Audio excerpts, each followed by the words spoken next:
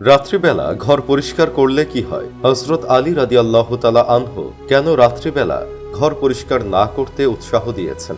দর্শক, এই বিষয় নিয়েই আজকের ভিডিও।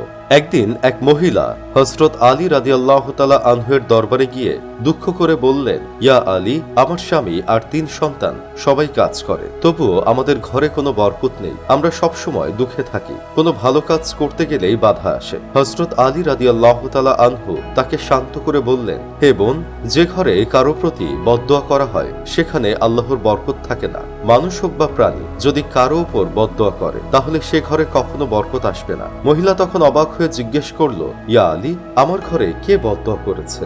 হযরত আলী রাদিয়াল্লাহু তাআলা আনহু বলেন, তুমি তোমার ঘর কখন পরিষ্কার করে থাকো? তখন মহিলা বললেন, ইয়া আলী, আমার ঘর পরিষ্কার করার কোনো সুনির্দিষ্ট সময় নেই। আমি কখনো সকালে, কখনো বিকেলে, তবে বেশিরভাগ সময় রাত্রিবেলা ঘর পরিষ্কার করি। শুধুমাত্র এটুকু শোনার পর হযরত আলী রাদিয়াল্লাহু তাআলা আনহু বলেন, তোমার সকালবেলায় ঘর পরিষ্কার করা উচিত, রাতে ঘর পরিষ্কার করা উচিত নয়। কারণ রাতে সূর্যাস্তের পর অনেক ছোট ছোট প্রাণী মাটিতে এসে বিশ্রাম নেয় এবং আল্লাহর ইবাদত করে।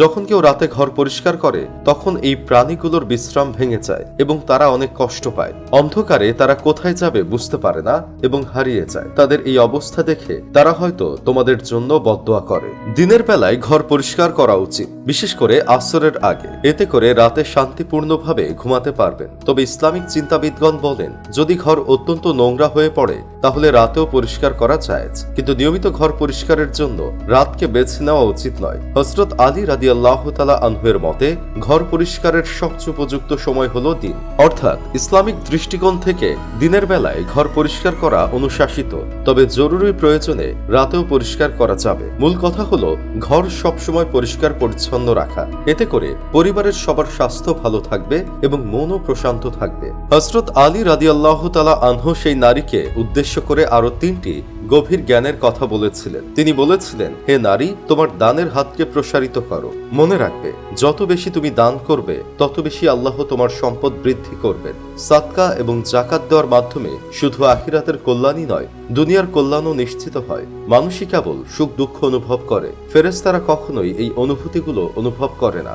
তারা শুধু আল্লাহর ইবাদত করে। তাই মনে রাখবে, কষ্টের মধ্যে সুখ লুকিয়ে থাকে। মহান আল্লাহ পাক কোরআনেও বলেছেন, নিশ্চয়ই কষ্টের সাথে সুখ আছে। এই আয়াতের মাধ্যমে আল্লাহ তাআলা আমাদেরকে শিক্ষা দিয়েছেন যে জীবনে সুখ দুঃখ পর্যায়ক্রমে আসে, কষ্টের পর সুখ আসবে, এটাই স্বাভাবিক।